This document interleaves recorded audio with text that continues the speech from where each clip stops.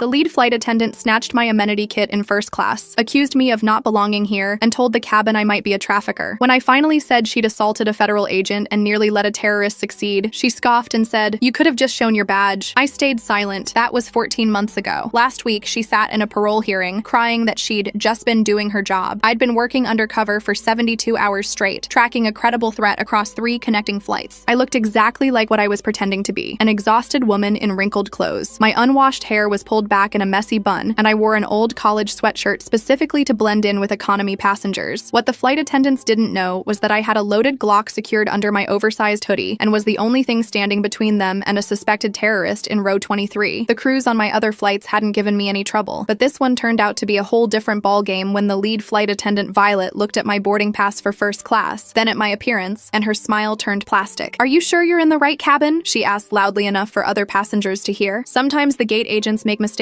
with upgrades. When I confirmed my seat, she held my boarding pass up to the light like she was checking for counterfeit money. My jaw tightened, but I stayed silent. I needed to maintain my cover without losing sight of my suspect boarding behind me. Violet followed me to my seat and immediately started questioning how I'd gotten the upgrade. Miles? Corporate status? Or did you sweet-talk someone at check-in? Before I could answer, she turned to her colleague Harper and said, "We need to verify this with the gate. She doesn't look like our typical first-class passenger." I sat down and started to pull out the complimentary phone charger when Violet snatched the entire amenity kit away. "Let's wait until we confirm you belong here," she said. "These retail for $200 and we can't have them disappearing." The businessman next to me shifted uncomfortably as she basically accused me of theft in front of everyone. Harper brought pre-flight champagne to every first-class passenger except me, making eye contact as she deliberately skipped my seat. Then she loudly asked the businessman if he wanted to switch seats since he probably wasn't comfortable sitting next to someone who didn't belong there. Violet noticed my worn backpack and pulled it out without asking, claiming it needed to be checked. When I reached for it, panicking because my badge and weapon authorization were hidden inside, she held it away and started going through the external zippers. "What are you hiding?" she asked. "Drugs? Alcohol?" I managed to grab it back, but now she was treating me like a criminal. She called for the male flight attendant and asked him to stand guard near my row because she suspected I might be trafficking something. "Watch her hands at all times," she said loudly. "These people often work in teams." When I shifted to keep eyes on my suspect, Violet announced to the cabin that I was making passengers uncomfortable. She actually asked everyone in first class to raise their hand if they felt unsafe with me there, and when a few people hesitantly did, she used it as justification to call the captain. The captain came out looking annoyed, and Violet immediately painted me as a security threat. She forced her way into first class, won't let go of her bag, keeps watching other passengers, and became aggressive when questioned. The captain, clearly wanting to get back to flying, authorized them to take whatever measures necessary. Harper returned with zip-tie restraints and announced they were detaining me for suspicious behavior. When I kept my arms at my sides, Violet grabbed my wrist and tried to force it behind my back. "Stop resisting," she said loudly, making it sound like I was fighting when I was sitting still. The physical contact made me instinctively pull away, which she immediately called assault. "She's attacking me!" Violet screamed, even though I'd barely moved. "We need backup! This woman is trying to hijack the plane." She pulled the intercom and announced a security emergency to the entire aircraft, sending passengers into panic. People started screaming and crying, thinking they were about to die. Harper tried to tackle me into my seat while Violet attempted to spray me with mace from her vest. I had to duck to avoid being blinded, which would have left the plane defenseless. They interpreted my ducking as an attack posture and started screaming that I was going for a weapon. The male flight attendant grabbed my hair and yanked my head back while Violet tried to force my sweatshirt up to search me. My hand went instinctively to keep my concealed weapon secure, but they thought I was reaching for something. "Weapon! She's going for a weapon!" Harper screamed, even though she couldn't see anything. Violet grabbed the coffee pot and raised it over my head, ready to knock me unconscious. That's when my suspect in row 23 stood up and started moving toward the cockpit, his hand going into his jacket. My body moved on pure training, breaking free and sprinting down the aisle. Violet tried to clothesline me, screaming that I was the terrorist, but I ducked under her arm and tackled the suspect just as he pulled what looked like a detonator. "Federal Air Marshal!" I shouted, my badge finally visible as I pinned him down. "Everyone stay in your seats!" I looked up at Violet, who stood frozen with the coffee pot still raised, her face white as she saw my badge and gun. Harper still had the mace aimed at me, her hand shaking as she realized she'd been about to blind the only person protecting the flight. Full story on the channel below. The detonator felt cold and heavy in my left hand as I kept Ron pinned face down in the aisle. His body tensed under my knee, and I pressed harder into his spine while twisting his arm further behind his back. The entire first-class cabin had gone dead quiet except for crying kids in economy, and the sound of Violet's coffee pot hitting the floor. My badge hung visible now from where my sweatshirt had ridden up during the tackle. Harper's hand shook as she held the mace can, and I barked at her to put it down before someone got hurt. She dropped it like it was burning her fingers and stumbled backward into the galley wall. The male flight attendant stood frozen by the intercom with his mouth hanging open. I told him to announce that federal law enforcement had the situation under control, but his hands shook so bad he dropped the handset twice. Ron suddenly bucked bucked hard underneath me and tried to throw me off by arching his back and twisting sideways. I drove my knee deeper into his spine and heard him grunt as the air rushed out of his lungs. The detonator went into my vest pocket while I used both hands to control his thrashing. He started screaming something about paradise and holy war with spit flying from his mouth onto the carpet. Harper finally brought the zip ties with trembling hands, and I had to talk her through helping me secure his wrists. The captain emerged from the cockpit, and his face went white when he saw me on top of Ron with my gun visible. I identified myself as Federal Air Marshal Morrison and told him we needed to land immediately. He nodded and disappeared back into the cockpit while I maintained my hold on Ron, who'd gone completely limp. Playing dead weight made him harder to control, and I had to shift my position to keep him secure. Violet stood there staring at me like I was the problem, and actually said I could have just shown my badge. My exhaustion and anger broke through as I snapped back about maintaining operational security with an active threat. I told her she'd assaulted a federal agent and nearly let a terrorist attack happen. The businessman from my row had his phone out recording everything, and I realized my undercover career was over. 3 years of building covers and working cases destroyed because Violet couldn't handle someone in wrinkled clothes sitting in first class. The captain's voice came over the intercom announcing our emergency descent into Denver International. Ron started reciting prayers in Arabic under me, and several passengers began crying harder. Someone was throwing up in the lavatory, and I could hear them retching between sobs. A young mother across the aisle clutched her baby to her chest with tears streaming down her face. She kept looking at me, then at Ron, then at the crew, trying to process how close her child had come to dying. The weight of it all pressed down on my shoulders as we descended toward Denver. The captain's voice crackled over the intercom, telling everyone to get in brace position for our emergency landing in Denver. I had to keep Ron pinned while also trying to brace myself against the seat in front of me. My arms were shaking from holding him down for so long, and my back felt like it was on fire. The plane started dropping faster, and my stomach lurched. Ron suddenly started laughing under me, this crazy sound that made everyone around us cry harder. He turned his head sideways and said the detonator was fake, just a test to see how bad our security really was. I looked at the device in my hand again, but couldn't tell if he was lying or not. The plastic looked real enough, and the wires seemed connected right, but I wouldn't know for sure until the bomb squad checked it. The plane kept dropping, and the flight attendants were screaming at people to stay braced. My knee was digging into Ron's spine, and my other leg was going numb, but I couldn't move or he might get free. The landing gear dropped with a loud thunk that made several people scream. Through the window, I could see the ground rushing up at us way too fast. The plane hit the runway hard and bounced once before slamming down again. The brakes screamed, and everyone lurched forward in their seats. I nearly lost my grip on Ron, but managed to keep him down by basically laying my whole body across his back. Outside the windows, I could see dozens of flashing lights surrounding us on the tarmac. Red and blue lights everywhere from FBI trucks, Denver police cars, ambulances, fire trucks, and what looked like Homeland Security vehicles. Ron claims the detonator was fake, just a test. That's quite a convenient thing to say after getting tackled by a federal agent. I wonder if he's trying to reduce his charges, or if this really was some kind of security probe gone wrong. The plane finally stopped moving, and immediately I heard banging on the door. The captain opened it, and SWAT guys in full gear rushed in with rifles raised. 2 of them pulled Ron up while I briefed their commander about what happened. They dragged Ron toward the front while other officers grabbed Violet and Harper, who were trying to explain that they were just doing their jobs. Violet kept saying I looked suspicious and that she was following protocol. An FBI agent helped me to a seat and started checking my injuries while asking me questions. My arms had dark bruises forming where the crew had grabbed me, and chunks of my hair were missing from when the male attendant yanked my head back. The agent said his name was Thompson and that EMTs were coming to check me properly. I told him I needed to call my husband right away. He handed me his phone while the EMTs looked at my injuries. About 2 hours later, I was in the airport security office talking to my supervisor Sarah Blackwood on a secure video call. She looked mad, but not at me. She said 3 years of undercover work were ruined because of a racist flight attendant who couldn't mind her own business. Nathan picked up on the first ring when I finally got to call him from my own phone. I could barely get the words out to tell him I was okay, but stuck in Denver. He said he'd already seen everything because someone on the plane had live-streamed the whole thing, and now my face was all over the news and social media. The FBI techs examined the detonator and confirmed it was real and functional, but Ron hadn't connected it to any actual explosives on the plane. They said he was a known extremist they'd been watching, but hadn't had enough to arrest him until now. He'd been testing our security to find weaknesses for something bigger. The next day, I had to give a formal deposition about everything that happened with the crew. The lawyer's office was full of papers and recordings from the flight. I found out 12 passengers had already filed complaints against the airline for discrimination and endangering everyone. Violet and Harper were suspended while they investigated. The airline's lawyers tried to get me to say the crew was just doing their job and offered me money to keep quiet about the worst parts. I refused and told them on the record that the crew physically assaulted a federal agent and almost let a terrorist complete his mission because they were too busy harassing me. Nathan got to Denver the next morning, and when he walked into my hotel room and saw the dark purple bruises wrapped around both my arms like bracelets and the raw patch on my scalp where chunks of hair had been torn out, his whole body went still. He touched the bruises so gently it barely hurt, and then walked to the window and stood there for 5 full minutes with his fists clenched before turning back to me and saying saying quietly that we were going to sue them into bankruptcy. The FBI had me in meetings all day, but Nathan sat in the lobby working on his laptop and making phone calls to lawyers while I went through every second of the incident again and again with different agents who kept asking if I was sure about the timeline. Day 3, they formally charged Williams with attempted terrorism, and I had to testify before a federal grand jury in a cold room with wood paneling where he sat behind reinforced glass in an orange jumpsuit smirking at me the whole time. And when the guards turned to talk to the prosecutor, he mouthed the words, "Next time," while staring right at me. That night, back in my hotel room, everything crashed down at once, and I started shaking so hard I couldn't stand up, and Nathan had to basically carry me to the bed where I sobbed for 2 hours straight while he held me and didn't say anything because there was nothing to say about how close we'd come to disaster. My phone started blowing up the next morning when passengers from the flight posted their videos online showing Violet yanking my hair and Harper trying to spray me with mace, and within 6 hours the clips had millions of views and the airline's stock dropped 12% in one day. Reporters started calling the hotel asking for comments, and Nathan handled all of them while I sat in the bathtub with the water running because it was the only place that felt safe. Day 5. Violet held a press conference where she claimed she was just following protocol and that I looked like a threat because of my disheveled appearance. But when reporters asked her what specifically made me threatening, she kept stumbling over her words and finally said something about how people who don't usually fly first class act unpredictable, which made everyone in the room go silent. The video of her press conference went even more viral than the attack videos, and by that afternoon, protesters were outside the airline's headquarters with signs about discrimination. Week 2, the Department of Justice announced they were opening a civil rights investigation after finding out Violet had 17 previous complaints from passengers she'd harassed for not looking rich enough, and one former flight attendant came forward saying Violet had a notebook where she rated passengers on whether they belonged in first class. Nathan found me a trauma specialist named Dr. Elena Vasquez who worked with federal agents, and in our first session she explained that my nervous system didn't care that I was trained for dangerous situations because being physically attacked while exhausted and trying to save lives was a perfect recipe for PTSD. Week 3, Williams's lawyer subpoenaed me for his defense, claiming I used excessive force and that the crew's actions proved I must have appeared threatening, and I had to sit through 8 hours of depositions where his lawyer kept trying to make it sound like I was the aggressor, even though the videos clearly showed me sitting still while being attacked. The businessman who'd been sitting next to me, Thomas Wright, sent me an email with his video attached, showing the whole thing from his angle, and you could see clearly that I never raised my voice or made any aggressive moves until the actual terrorist stood up, and he wrote that I saved everyone's lives while the crew tried to stop me, and he'd testify to that in court. Nathan took a leave of absence from his job to stay with me full-time because I wasn't sleeping more than 2 hours a night and couldn't eat without feeling sick, and he handled all the media requests and lawyer meetings and made sure I ate at least something, even when the anxiety made my throat close up. 4 weeks after the incident, Nathan showed me his laptop where Violet was on some conservative talk show wearing way too much makeup and a navy suit that made her look like she was running for office. The host kept asking her why she singled me out when there were 3 other passengers in wrinkled clothes, and she kept dodging the question and saying she was just doing her job to keep everyone safe. Nathan turned it off when she started crying about how her life was ruined because of cancel culture, but 2 days later, Harper's lawyer called to tell me Harper broke down during her deposition. She admitted that before the flight, Violet pulled her aside and told her to watch for certain types trying to sneak into first class, and when the lawyer pressed her, Harper said Violet described people who didn't look like they belonged there. The lawyer recorded the whole thing and sent it to the FAA, who moved fast after that. Within a week, they permanently grounded Violet's flight license and suspended Harper for 6 months, plus the airline got hit with $500,000 fines for each violation of federal security protocols, which added up to millions. Dr. Vasquez started me on something called EMDR therapy the next week, where I had to follow this light bar with my eyes while talking about the trauma. I couldn't even say the words about Violet grabbing my wrist without my whole body shaking, and Dr. Vasquez explained that my body was remembering the helplessness, even if my mind knew it was over. The prosecutor's office called that same day to tell me Ron pleaded not guilty to attempted terrorism, and his trial wouldn't start for 8 months. The prosecutor warned me I'd have to testify and face cross-examination about every single second of what happened on that plane, and just thinking about it made me run to the bathroom to throw up. Nathan held my hair back while I dry heaved over the toilet, and then helped me back to bed where I stayed for the rest of the day. A week later, someone posted our home address on some extremist website, and within hours we were getting death threats from both sides. Some people called me a hero who saved everyone from a terrorist, while others said I was a racist who profiled an innocent Muslim man, and both groups wanted me dead for opposite reasons. The local police said they couldn't provide round-the-clock protection, so we packed what we could fit in the car and moved to a hotel 40 miles away using fake names. The airline's CEO called my lawyer's phone the next morning and asked to speak to me directly. He apologized for about 5 minutes straight and then said to name my price because this never should have happened, and they wanted to make it right. I told him I didn't want money but wanted every single crew member to go through mandatory anti-bias training, so this wouldn't happen to anyone else. He agreed immediately and promised to implement it company-wide within 60 days. That night, Nathan found me at 3 in the morning organizing our hotel closet for the 3rd time that week because I couldn't couldn't sleep and needed to control something. I was checking the door locks every hour and jumping whenever someone walked past our room, and I couldn't be around more than 2 people without feeling like I was suffocating. Nathan tried to get me to come back to bed, but I just sat on the floor folding and refolding the same shirts over and over. The timeline here feels oddly convenient. Ron just happened to have a working detonator but no actual explosives. Why bring a real detonator on a plane if you're only doing reconnaissance? Something about his whole testing security explanation doesn't quite add up to me. My lawyer called the next week to tell me 17 passengers from the flight had joined a class action lawsuit against the airline for emotional distress. Several of them described having nightmares about what could have happened if I hadn't stopped Ron, and one woman said her kids were too scared to fly anymore. Then Harper's lawyer contacted me privately through my lawyer saying Harper wanted to testify against Violet in exchange for leniency on her suspension. She had 2 years worth of recordings on her phone of Violet making comments about passengers based on how they looked and dressed and which ones she thought were trying to scam their way into first class. My lawyer got Harper's recordings within 2 days and sent them straight to the FBI tech team, who ran them through voice analysis software to confirm they were real and hadn't been edited. The tech guy called me that afternoon and said the recordings went back 23 months with over 400 separate incidents caught on Harper's phone. I sat at my kitchen table listening to clips while Nathan made dinner, hearing Violet tell Harper that the black family in row 12 looked like they'd robbed a liquor store to afford their tickets. Another recording had her saying she could smell weed on every Latino passenger and that they were probably smuggling drugs in their carry-ons. She called anyone wearing sweatpants or hoodies economy trash who got lucky and said they should make first-class passengers show their bank statements before boarding. The worst one was from 6 months ago when she told Harper to watch an elderly Sikh man extra close because his turban could be hiding weapons. Harper's voice on the recordings mostly just agreed with everything Violet said, laughing at her comments and adding her own observations about which passengers looked suspicious based on their clothes or skin color. The FBI agent compiling the evidence said it was the clearest pattern of discrimination he'd seen in 20 years of investigating civil rights cases. Week 8 came and Elena called to say she wanted to increase my sessions after reviewing my intake forms and seeing how I kept downplaying what happened to me. I showed up to her office that Tuesday, and she had me sit in a different chair than usual, saying she wanted to try something new. She asked me to close my eyes and walk through the moment Violet grabbed my hair again, but this time to focus on what I felt instead of what I did. My hands started shaking, and I couldn't get through describing it without my voice cracking. Elena pointed out that I'd been so focused on protecting everyone else on that plane that I never let myself feel angry about being attacked while doing my job. She said the crew didn't just interfere with my work, they physically assaulted me while I was trying to save 300 lives. I broke down crying for the first time since the incident, finally admitting how scared I'd been that the suspect would detonate while I was being restrained. Elena scheduled me for twice-weekly sessions and prescribed a higher dose of anxiety medication. Sarah called the next morning and asked me to come to headquarters for a meeting about my future with the agency. I knew what was coming before I even sat down in her office. She pulled up news footage on her computer showing my face on every major network, my name trending on social media, and conspiracy theorists making videos about me. She said undercover work requires anonymity, and mine was completely blown. The agency could offer me a desk position reviewing threat assessments or a training role teaching new recruits defensive tactics, but my days in the field were over. I stared at my badge on her desk, remembering all the flights I'd protected without anyone knowing I was there. Sarah said she understood if I needed time to think about it, but we both knew those jobs would feel like punishment after 8 years of active duty. I left her office without giving an answer, and sat in my car in the parking lot for an hour, watching planes take off from the nearby airport and knowing I'd never work on one again. Week 9 brought Wilson's preliminary hearing, and his lawyer tried every angle to get the charges reduced. He argued that my tackling Wilson was excessive force that escalated the situation, claiming the crew's reaction proved that racial profiling was involved in the entire incident. The prosecutor had to carefully explain that the crew's discrimination against me had nothing to do with Wilson's actual attempt to breach the cockpit with what turned out to be a ceramic knife designed to pass through metal detectors. The judge asked to review the flight recordings 3 times, trying to separate the crew's prejudice from my legitimate response to a security threat. Wilson's lawyer kept emphasizing how the chaos created by the crew made it impossible to know who the real threat was, suggesting Wilson was just reacting to the violence he witnessed. The prosecutor showed frame-by-frame video of Wilson pulling the knife before I even moved toward him, proving he was already planning his attack regardless of what the crew did to me. The hearing went on for 6 hours with Wilson's family in the gallery crying every time the video played. That night, I couldn't sleep and went to the bathroom around 2 in the morning. Nathan found me standing at the sink with scissors in my hand, about to cut off all my hair where Violet had grabbed it. Every time I touched that spot on my scalp, I could feel her fingers digging in, yanking my head back while passengers screamed. I told Nathan it kept reminding me of that moment, and I just wanted it gone. He took the scissors from my hand real gentle and pulled me against his chest, holding me while I sobbed about how I couldn't even wash my hair without remembering. He stayed with me in the bathroom until sunrise, telling me we'd find a way through this together. 3 days later, the airline's CEO held a press conference announcing a complete review of their hiring and training procedures. They were bringing in outside consultants to examine how crew members were selected and what kind of diversity training they received. received. The biggest change was a new policy requiring all flight crew to immediately comply when any federal agent identified themselves, with termination for anyone who questioned or delayed response to federal credentials. The Flight Attendants Union released a statement saying the new policy was an overreaction to one isolated incident, but 3 other airlines announced they were implementing similar rules within hours. I watched the CEO read his prepared statement about their commitment to treating all passengers with respect, thinking about how none of this would bring back my career. Week 10 arrived with news that Violet was being formally charged with assault on a federal officer and interference with flight crew duties. The federal prosecutor said she faced up to 20 years in prison if convicted on all counts. Her lawyer held his own press conference saying Violet was being scapegoated for following her training to identify security threats. He claimed she was a dedicated employee with 18 years of service who was just trying to keep passengers safe. The lawyer said they'd prove at trial that Violet had no way of knowing I was a federal agent and was responding to what appeared to be suspicious behavior. He painted her as a hero who tried to stop what she thought was a hijacking, ignoring the recordings of her calling passengers trash based on their appearance. Violet posted bail and immediately went on social media claiming she was the real victim. I had to take a fitness for duty evaluation the next week to see if I could return to any form of service. The psychologist asked me hundreds of questions about my sleep patterns, anxiety levels, and whether I'd had any thoughts of self-harm. I lied about the night with the scissors but told the truth about the nightmares and panic attacks. She had me do reaction time tests and cognitive assessments, then made me describe the incident multiple times while monitoring my heart rate. After 4 hours of testing, she said I showed significant PTSD symptoms and recommended extended medical leave before any return to duty. The report used words like hypervigilance and complex trauma response that made me sound broken. I'd always thought of myself as tough and capable, but now I had a file saying I wasn't fit to serve. Thomas, the businessman who'd been sitting next to me in first class, started emailing me updates about other passengers from the flight. He'd connected with a bunch of them through a Facebook group they'd created to process what happened. Most of them were in therapy, dealing with nightmares about the plane crashing or guilt about not helping me when the crew attacked. A mom traveling with her kids wrote about how her 8-year-old was scared to fly now after seeing the violence. Several passengers were suing the airline for emotional distress, saying they'd been traumatized by thinking they were about to die in a hijacking. Thomas said he'd testified in 3 depositions already, describing how Violet had accused me of theft while I was trying to protect everyone. Week 12 brought the worst news yet when Barnes's extremist group released a statement on their website. They called him a martyr who'd been stopped by an enemy of faith and said I was a symbol of government oppression. The FBI agent assigned to monitor threats showed me posts from their message boards with my personal information and photos of my house from before we'd moved. They'd found Nathan's workplace and were calling him a traitor for being married to me. The FBI increased security around our temporary housing, adding cameras and having agents drive by every few hours. I couldn't go for a run without wondering if someone was watching, couldn't go to the grocery store without checking every face. Harper recorded Violet for almost 2 years without telling anyone. That's hundreds of awful comments she just sat on while pretending to be friends with her. Makes me wonder if Harper was planning to use those recordings for something else before this whole mess gave her a chance to trade them for a lighter punishment. I felt like a prisoner in my own life, punished for doing the job I'd trained for. The news about Ron Barnes came through my phone while I was making breakfast, the notification making my hand freeze over the eggs. His psych eval had been released to the public, and the words on my screen made my stomach turn. The doctor called him competent to stand trial, but said he showed extreme ideological fixation on destroying planes. They'd found his manifesto in his apartment, pages and pages about test runs he'd been planning on different flights. He'd written about studying security patterns, watching air marshals, learning how to spot us by our boarding patterns and seat assignments. The eggs burned while I read about how he'd picked that specific flight because it was full, because the crew seemed distracted, because he thought a morning flight would have sleepy passengers. Dr. Vasquez called me that afternoon for our regular session and noticed my hands shaking worse than usual. She moved her chair closer and started showing me something new, holding up her own hand with 5 fingers spread. 5 things you can see, she said, and I looked around her office and named them. 4 you can hear, and I listened for the clock, the air conditioner, voices in the hallway, cars outside. 3 you can touch, and I felt the leather chair, my jeans, the cold water bottle in my lap. My breathing slowed down and the shaking stopped, at least for a few minutes. She wrote the technique on a card for me to carry, telling me to practice it whenever the panic started. The airline settlement news broke 3 days later during dinner, Nathan's fork stopping halfway to his mouth as the reporter announced $50 million. The money would be split among all the passengers from that flight, with extra going to those who'd been injured in the panic. They also announced new mandatory monthly training for all crew members about discrimination and profiling. The airline CEO stood at a podium reading from cards, saying they had zero tolerance for treating passengers differently based on appearance. I turned off the TV before he could finish his prepared statement about lessons learned and moving forward. The prosecutor called me the next week to tell me Violet's trial was starting and I'd need to testify again. I sat in the back of the courtroom watching Violet take the stand in a conservative black suit, her hair pulled back tight. She spoke softly about protecting passengers, about how scared she'd been, about how my appearance and behavior had seemed threatening. Her lawyer walked her through a sympathetic story about a dedicated flight attendant just trying to keep people safe, but when the prosecutor started cross-examination, Violet's story started falling apart. She couldn't explain why she'd singled me out when there were 3 men in first class wearing wrinkled clothes. She couldn't say why my backpack was suspicious, but the businessman's identical one wasn't. The prosecutor pulled up security footage showing her serving champagne to a man in ripped jeans and a stained shirt 2 rows behind me. Would you have treated a white woman in yoga pants the same way? The prosecutor asked, and the whole courtroom went silent. Violet's mouth opened and closed before she finally whispered yes, but the pause had been too long. I watched the jury members writing in their notebooks, some shaking their heads. Nathan and I couldn't escape the trial coverage that week, every channel running the same clips over and over. We sat on the couch in our temporary apartment eating takeout while pundits argued about whether I was a hero or a troublemaker. One show had a panel debating if the whole thing could have been avoided if I'd just shown my badge earlier. Another had experts discussing whether air marshals should have to identify themselves to crew. I grabbed the remote and turned it all off, too tired to be anyone's symbol or cautionary tale anymore. The verdict came on a Thursday morning, and I watched from the gallery as the jury foreman stood up. Guilty of assault on a federal officer, not guilty of interference with flight crew duties. Violet's legs gave out, and her lawyer had to hold her up as the judge read the potential sentence of 5 to 10 years. She sobbed as the bailiff put handcuffs on her wrists, looking back at her family in the gallery. Her mother was crying too, reaching out like she could somehow pull her daughter back. The judge set sentencing for 6 weeks later and said both sides could submit recommendations. The prosecutor told me afterward she'd push for the maximum 10 years because of the security breach Violet had caused. Violet's lawyer would probably ask for probation, arguing she'd already lost her job, her reputation, her whole life. I nodded and left without saying what I thought about any of it. The FBI finally cleared us to go home after 2 months of hotel rooms and safe houses. I stood at our front door with the key in my hand, almost afraid to turn it. Nathan rubbed my back as I finally pushed it open and walked into our living room. Everything was exactly how we'd left it that morning. I'd gone to the airport for what should have been a routine flight. The coffee mug I'd left by the sink, Nathan's book still open on the side table, mail piled up that the neighbor had been collecting. My legs gave out and I sat on our couch, then laid down and pressed my face into the cushions that smelled like home. I just want our life back, I told Nathan, and he sat beside me and rubbed my shoulders without saying it might never be the same. Ron Barnes's trial was scheduled to start in 2 weeks, and the prosecutor called me in for preparation. She sat across from me with a thick folder, her expression serious as she explained what would happen. His lawyer would try to make me the villain, she warned, would claim I'd escalated the situation with Violet and created the chaos Ron tried to use. She showed me the security footage frame by frame, Ron's hand going into his jacket pocket at the exact moment I broke cover, and I watched myself tackle him just as his fingers closed around the device. The prosecutor said she'd play it in slow motion for the jury, make them see what I saw in that split second, but Ron's lawyer would argue I created the perfect distraction for his client to act. 2 days later, Sarah called me into her office at headquarters, a plain government building with bad fluorescent lighting and metal detectors at every entrance. She pushed a folder across her desk and told me the field work was done for now, maybe forever, but they had another position if I wanted it. Training new air marshals, she said, teaching them how to maintain cover under extreme pressure, using my experience to help the next generation handle situations like mine. It wasn't the job I loved, wasn't protecting flights anymore, but it was something, a way to stay useful instead of sitting at home watching daytime TV. I told her I'd think about it and drove straight to Elena's office, where she had me do breathing exercises while we talked about the offer. Elena said I was making real progress in therapy, but warned me that recovery wasn't a straight line, that I'd have good days where I felt almost normal and bad days where I couldn't leave the house. The bad days didn't erase the progress, though, she reminded me. They were just part of healing from what happened. 3 weeks passed before I called Sarah back and accepted the training position, deciding that teaching others might help me process my own trauma into something useful. My first presentation would be to 50 new recruits about maintaining operational security under assault, and Sarah scheduled it for 2 weeks out to give me time to prepare. The day before that, I had to sit through Violet's sentencing hearing, watching as victim after victim read their impact statements to the court. A mother stood at the podium describing how her 8-year-old daughter still had nightmares about the angry lady who tried to hurt the hero lady on the plane. A businessman talked about missing his father's funeral because he was too scared to fly after witnessing the chaos. An elderly woman explained how she couldn't visit her grandchildren anymore because airports triggered panic attacks. Violet sat at the defense table looking smaller than I remembered, her face going white as she heard how her actions had damaged so many lives. When the judge finally spoke, he called her behavior a serious breach of aviation security that could have resulted in mass casualties if the real threat had succeeded. He sentenced her to 7 years in federal prison with possibility of parole after 4, noting that her discrimination and assault on a federal officer created the exact chaos a terrorist would need. Her family cried in the gallery as guards led her away in handcuffs, her orange jumpsuit replacing the flight attendant uniform she'd worn with such pride. 2 days later, I stood in front of 50 new air marshal recruits in a training room that smelled like coffee and sweat. My voice shook as I started talking about the importance of maintaining cover even when flight crew turned hostile, but as I described the specific techniques for protecting your weapon while being physically assaulted, I saw respect growing in their eyes. They weren't looking at me like a victim, but as an instructor who'd survived the worst-case scenario and could teach them how to handle handle it. Ron's trial started the next week with security unlike anything I'd seen before. Metal detectors at every entrance, bomb-sniffing dogs in the hallways, snipers positioned on nearby rooftops. He pleaded not guilty by reason of religious obligation, claiming his faith required him to act against perceived enemies, but the prosecutor called it what it was: terrorism, plain and simple. When they called me to testify, I had to walk past Ron at the defense table, his eyes following me all the way to the witness stand. Why does Ron's lawyer think blaming everything on that moment when I broke cover makes any sense? He already had the device in his pocket before anything happened with Violet. The security footage shows his hand going for it while she was still just yelling at me. His lawyer immediately attacked my decision-making, arguing that I'd profiled his client based on appearance, that I'd watched him throughout the flight because of his Middle Eastern features. I responded by listing Ron's extremist social media posts, his purchase of bomb-making materials, his connection to known terror cells, all the intelligence that had put him on our watch list before he ever boarded that plane. The lawyer tried to argue that my altercation with Violet created the perfect cover for Ron to pull out what he claimed was a fake device meant only to test airport security. That's when the prosecutor presented the detonator itself, sealed in an evidence bag, and the FBI explosives expert testified that it was fully functional, military-grade, and connected to plastic explosives that Ron had tried to smuggle aboard in a hidden compartment. Several jurors looked at Ron with open disgust as the expert explained how the device would have killed everyone in a 30-foot radius and likely brought down the entire aircraft. During a recess, I was getting water from the fountain when Ron passed by with his guards, and he looked right at me and mouthed the word "soon" before they pulled him away. Security immediately surrounded me, checking for threats, but we all knew what he meant, that even from prison, even if convicted, he'd made sure someone would come for me eventually. I'd be looking over my shoulder for the rest of my life, checking every car that followed too long, every stranger who got too close, living with the permanent fear that his promise would find me when I least expected it. The prosecutor stood up 3 weeks later and started reading from Ron Barnes's journal, each word making my stomach twist tighter. Page after page detailed how he'd been testing airline security for months, booking flights just to see how far he could push before getting caught. He'd watched 14 different air marshals work, studying their patterns and habits, looking for the perfect moment when chaos would give him cover. My flight was supposed to be his breakthrough, the one where he'd finally prove the system was broken. The journal described exactly how he planned to use the crew's discrimination as his distraction, how he'd counted on them focusing on the wrong person while he made his move. He'd written that female marshals were the easiest targets because crews never took them seriously. The prosecutor held up the detonator they'd found, showing the jury how close we'd come to disaster. Security footage from 23 different flights showed Barnes watching, taking notes, testing boundaries. Week 28 brought the verdict, and the jury only needed 3 hours to decide. Barnes sat completely still as they read guilty on all 17 counts of terrorism charges. His eyes locked on mine the whole time, not blinking, not moving, just staring like he was memorizing my face for later. That night, Nathan ordered takeout from our favorite place, and we sat on the couch eating straight from the containers. For the first time since the flight, I actually tasted the food, actually felt hungry, actually smiled when he made a stupid joke about the fortune cookies. The sentencing came 2 weeks after that, and the judge gave Barnes life in federal supermax without any chance of parole. As the guards grabbed his arms to take him away, he twisted around and screamed that his brothers would finish what he started, that I'd never be safe, that they knew where I lived. Security rushed me out through the loading dock while more guards surrounded Barnes, but his voice echoed down the hallway behind us. 8 months after the incident, the airline sent me a formal letter about their new policies and the scholarship fund they'd created in my name for security training. They'd fired 12 employees for discrimination, required monthly bias training for all crew members, and installed new protocols for handling passenger complaints. The scholarship would send 10 people a year through federal security programs. Dr. Vasquez signed my therapy completion certificate after 6 months of twice-weekly sessions. The panic attacks had gone from daily to maybe once a month, and I could sleep 4 hours straight without waking up gasping. She handed me the paper and said I wasn't cured, but I was healing. That trauma like mine didn't disappear but could become manageable. The letter from Harper showed up in my mailbox with no return address. 3 pages of messy handwriting about how Violet had convinced her I was dangerous, how she'd been scared of losing her job if she didn't go along with it. She wrote that she was seeing a therapist too, that she couldn't sleep knowing she'd almost gotten everyone killed by attacking the one person protecting them. I left it on the kitchen counter for 3 days before putting it in a drawer without answering. 10 months after the flight, the Department of Justice released their investigation results showing systematic discrimination across 14 major airlines. They found training videos that taught crew to profile passengers, internal memos encouraging staff to challenge anyone who didn't look rich enough for first class, and complaint files showing thousands of similar incidents. New federal regulations went into effect immediately, requiring anti-bias training every 30 days and creating a passenger rights hotline. Sarah called me to her office for the commendation ceremony, just the 2 of us and a photographer. She pinned the medal on my jacket and called me the best of us, said I'd shown what real courage looked like when everything went wrong. The certificate mentioned extraordinary bravery under assault and maintaining operational security, despite civilian interference. My new training program launched the next month, mandatory for all air marshals nationwide. I taught them how to stay focused when crew members turned hostile, how to maintain cover when being physically attacked, how to protect passengers even when those same passengers were calling you a terrorist. Every class started with a video from my flight, showing exactly how fast things could go wrong and how preparation was the only thing that could save them. 1 year later, on the exact anniversary of the flight, my phone started buzzing with messages from passengers who'd been on that plane. The businessman who'd sat next to me reached out first, then the mother with her kids from row 12, then more and more until we had 17 people in a group chat sharing how that day still haunted them. We started meeting monthly at a community center in Arlington, sitting in a circle like any other support group, except we all shared the same nightmare of watching me get attacked while a real terrorist nearly killed us all. Nathan drove me to every meeting and waited in the parking lot, knowing I needed him close but also needed to face this with the people who'd lived it. We decided to stay in Virginia even though the threats kept coming, even though we'd installed security cameras and changed our routines, because Nathan looked at me one morning and said those exact words about not letting them take our home. That same week, we threw away my birth control pills and started trying for a baby, choosing to build something new instead of hiding from what happened. 3 months later, I boarded my first commercial flight since the incident, just as a regular passenger flying to visit my sister, and my hands shook so bad at security that the TSA agent asked if I was okay. The flight crew on that Southwest flight knew exactly who I was. The gate agent had flagged my booking, and they treated me like glass, checking on me every few minutes and bringing me extra water without me asking. I made it through that 2-hour flight by gripping the armrests and counting my breaths, but I made it, and when I landed, I sat in the airport bathroom and cried from relief. 14 months after the incident, Nathan woke me up at 5 in the morning because breaking news alerts were flooding both our phones about the FBI disrupting a major extremist cell led by someone named Johnson, who'd been planning attacks on federal buildings. The investigation traced back to Ron Barnes, my suspect from row 23, and the intelligence they'd gotten from his devices after I'd stopped him had led them to uncover the whole network. 3 planned bombings had been prevented, hundreds of lives saved, all because I'd maintained my cover long enough to stop him even while Violet was trying to knock me out with a coffee pot. The weight of it hit me so hard I threw up, then sat on the bathroom floor while Nathan held me, and we both processed that my worst day had prevented something so much worse. 2 weeks later, Violet came up for her first parole hearing and got denied flat out, the board citing her complete lack of remorse and her insistence in every interview that she'd just been doing her job. I found out I was pregnant the same day, sitting in Elena's office for our regular session when I mentioned feeling sick, and she handed me a test from her desk drawer saying she'd suspected for weeks. Elena helped me work through the terror of bringing a kid into a world where people like Violet existed, where doing the right thing made you a target, where protecting others could destroy your own life. She reminded me how I'd protected strangers on that plane, people I'd never met before, and asked me to imagine how fierce I'd be protecting my own child. My story became required study at Quantico and every federal law enforcement academy in the country, not as some hero story, but as a case study in maintaining operational security under extreme duress. They showed the video from the plane, analyzed every decision I made, taught new marshals how to stay focused when authority figures turned against them, how one person's bias could compromise national security, how sometimes the people attacking you were the ones you were still sworn to protect. Thomas, the passenger whose teenage daughter had been sitting 3 rows behind Ron, sent me an email with a photo from her college graduation, then another from her wedding 6 months later. Ron keeping a journal documenting months of security testing seems really convenient for the prosecution. I wonder if he actually wanted to get caught at some point. His detailed notes about studying female marshals and using crew discrimination as cover feel almost too perfect for proving premeditation right now. His message was simple, but it broke me completely. Just those words about every milestone she reached existing, because I hadn't let them stop me, because I'd kept fighting even when they were calling me a terrorist. 7 months pregnant, I stood in front of my newest class of federal marshal recruits, no longer hiding the scars on my arms from where Violet had scratched me, or the way my left shoulder still ached from when Harper had tried to pin me down. I told them straight that they'd face discrimination, assault, doubt from the very people they were protecting, that their job was to protect everyone anyway, even the ones attacking them, because that's what made us different from them. They stood and applauded when I finished, and for the first time since that day on the plane, I felt whole again. Like maybe all that pain had led to something that mattered. Like maybe I could teach them to be better prepared than I'd been. Like maybe this was how the story was supposed to end. Alright folks, that's gonna do it for today. Had a great time just wondering about stuff with you. Really interesting hanging out like this. Catch you next time. Subscribe for more content like this.